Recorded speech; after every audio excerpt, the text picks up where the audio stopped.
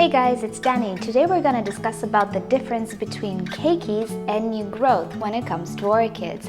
And this is a subject one of my viewers actually suggested, and it's a great idea because I do get quite a few comments from people just starting with orchids who confuse new growths with keikis. And it can be so confusing sometimes because orchids are just so different. So first we're going to start with talking about what a keiki is and then what a new growth is. Okay, so a keiki is a baby plantlet created by a mother plant.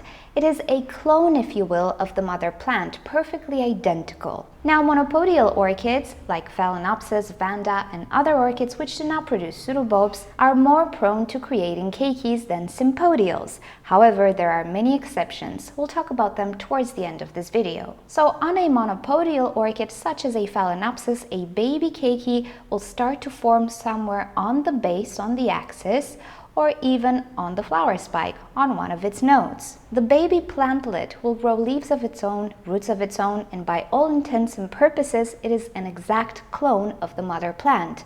In time, as it grows, it can totally be separated from its mother, and it can be grown as a standalone plant. All the organs that the keiki will produce will be exactly like the mother plant. So it will have leaves, roots, a stem or axis, and it will produce flowers of its own. Now, new growths are something totally different. I know it's a vague term, but I'll tell you what we mean when we say new growth. On a sympodial orchid, a new growth is simply an extension of the actual mother plant. So in this example, we have a Cattleya type orchid. As you can see, it is formed by multiple pseudobulbs with multiple leaves. This does not mean that each pseudobulb is a keiki or a baby plantlet. It is still part of the very same plant, and each pseudobulb is connected through a rhizome. The new growth is the new pseudobulb produced by this orchid on the rhizome. Now, this new growth will indeed produce a leaf of its own, a set of roots of its own. However, it is not necessarily a great idea to separate it from the mother plant, because the plant relies on multiple pseudobulbs connected together for the overall survival of that particular plant. So in this example, we cannot talk about a baby plantlet or a keiki. If this plantlet is separated from its entire mother orchid, it will have no chances of survival. Also, if an orchid does not have enough pseudobulbs, it will not have a fast growth, unlike a keiki. So usually when we say a new growth on an orchid, we mean a new structure of the very same plant.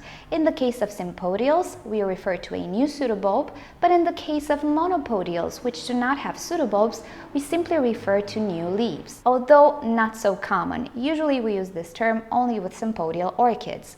Now, this doesn't mean that Sympodial orchids cannot produce keikis. Not all of them. For example, Cattleya and Cattleya related orchids don't produce keikis, or the vast majority of them do not produce keikis. The way this orchid is propagated in the hobby is by dividing one side of the orchid from the other by cutting the rhizome. However, each division needs to have several pseudobulbs in order to develop normally and grow fast. However, as I was saying, some Sympodial orchids can produce both new growths, so new pseudobulbs, but also keikis. And the most popular orchid which can do that is the Dendrobium nobile and Dendrobium orchids in general. Their growth pattern is creating new pseudobulbs, just like in the case of the Cattleya, from somewhere towards the base of the plant.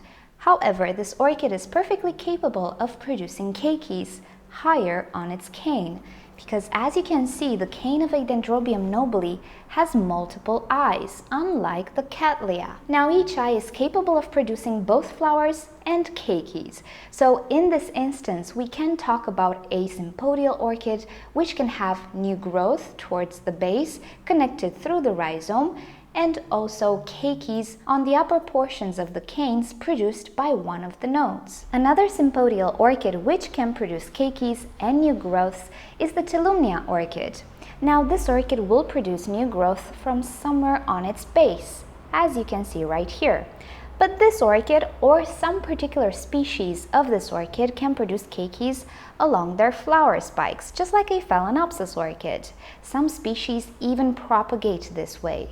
But there are many other Sympodials which do not produce keikis, and this is an example. This is the Gongora orchid, but Oncidiums usually do not produce keikis. In very, very rare cases, you might have a sort of a keiki or new growth at the top of a pseudobulb, but usually this happens when the eyes on the bottom are completely ruined, and it doesn't really happen all the time. So with Oncidiums, it's a bit unclear if they're actually producing keikis or new growth. And there are also orchids which look like monopodials, such as the Paphiopedilum orchid. However, this orchid is a sympodial. It creates a rhizome. So the growth you see at the bottom right here, these are not keikis, they're actually new growths. But to add to the confusion, a Paphiopedilum can actually produce a flower spike, and on top of the flower spike, a sort of a keiki. So as you can see, the world of orchids is quite diverse and can be quite confusing sometimes. However, just so you have the basis, a keiki is a baby plant of the very same mother plant, while a new growth is an extension, an organ on one plant. It does not mean that if it's cut, it will survive or it will develop normally. Okay guys, so I hope this was useful, but before I let you go, please take a moment to rate this video below with a like if you've enjoyed it, or a dislike if not so much. A share would be fabulous. These are things that help my channel grow and keep me doing what I love to do. Always feel free to leave me a comment down below if you have further questions or suggestions for videos. And if you ever want to send me a letter, do so at the address you see right here or in the description below. Don't forget to subscribe, and also you can choose an option on the screen if you like to watch another orchid video from me, or visit my website orchidnature.com. Thanks for joining. I'll see you all next time. Bye!